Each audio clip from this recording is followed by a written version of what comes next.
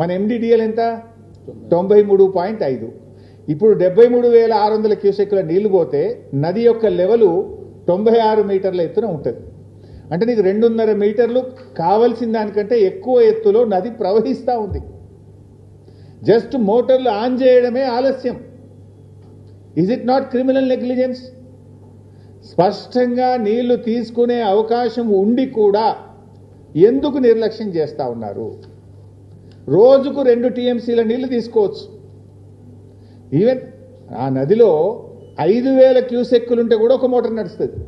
మనకు రోజుకు 2 టీఎంసీలు తీసుకోవాలంటే 11 మోటార్లు కన్నేపల్లిలో మనం స్టార్ట్ చేస్తే రోజుకు 2 టీఎంసీలు తీసుకోవచ్చు.